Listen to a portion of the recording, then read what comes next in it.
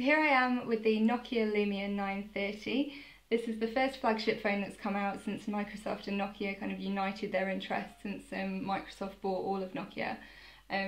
So whether you call them kind of Micro Nokia or Nokia Soft, or as I like to refer to them, Mr. and Mrs. Bing, this is their first kind of joint venture in the top end of the market.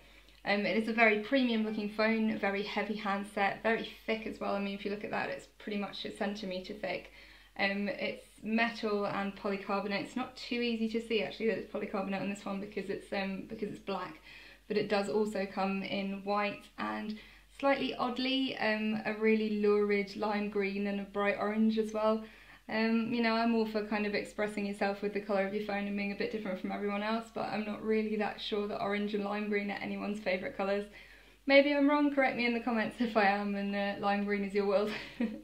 But in any case, the black one here has a really beautiful screen, as you can see. I mean, it's just gorgeous. It's really shiny. It goes all the way to the edges here. I mean, there is obviously a bit of a bezel, but you can't really tell. It's not really very noticeable. And has capacitive buttons here, which I am a particular fan of. Weirdly, the backlight on those looks a little bit yellow to me, just ever so slightly. It's not quite pure white. In any case, the screen is just really gorgeous. I mean, it's kind of impossible not to stare at it, really. And one thing it does really well is deep, inky, true blacks. So if we take a look at the app list here, you can probably see it a little bit better. It does look very black, and those bezels around the edge just completely disappear, which is great. It's a really lovely screen, and it shows off what the camera can do really well. So if I show you one of the pictures that I took with the camera earlier, this is a 20 megapixel camera. It's pretty good, you won't be surprised to hear. So if we take a look at that, I mean, it just looks gorgeous. I've had to obviously turn the brightness down, otherwise you wouldn't be able to see anything but glare right now, but even on the lowest brightness setting, that looks pretty good, I think. It's very impressive. Some of the things I found quite frustrating actually about this handset, particularly in terms of hardware, the button layout is very similar to the Xperia Z2 in that it has, you know, the power button down here on the middle there, and a dedicated camera button there. Strange, something about it that just, it gets knocked accidentally more easily, I think, than the Z2 one, possibly because the Z2 is a little bit rounder and more raised. It's just harder to knock, so I've kind of knocked the camera button when I've been using the power button a little bit too many times. And also, there's just, you know, I'm all for kind of not having a dedicated SIM poking tool, you know, that little pointy thing that you have to stick in the SIM tray to get the SIM card out. I hate those. Everybody loses them within a week of getting the phone, right? It's really annoying, you don't know where it's gone. But I don't think Nokia's solution is really the right one. They've got this little tiny SIM tray in the top here, and granted it doesn't require a special tool, but it does require fingernails, which I don't really have and not everyone has. And even if you do, it's just really annoying. Like if I try and get it out now, it's like, oh, I have to dig my nail, like right into a tiny little thing and pull it out like that.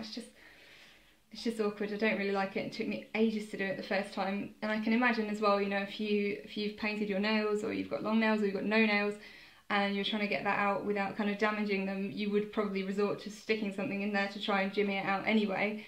And especially because this has got lovely black metal sides, you're probably going to end up scratching it, and that's just, it's not really something you want, is it? So although, you know, I am grateful for the lack of little pokey thing, I don't think this is really any better.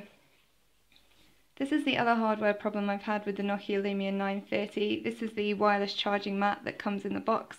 It does have a little charging LED on the front there, but you can't really see it until it's lit. It's a little bit too unobtrusive in my opinion, and you'll see why that's a problem in a second. So basically the idea here is that you lift up the phone, you just put it on the mat, and hopefully it charges, but results vary. So as you'll see, like I've put it on the mat, nothing's happened. I don't know if it's because I haven't put it centrally, but it's not telling me that in any way. The LED may or may not have come on down here, it doesn't appear to have come on.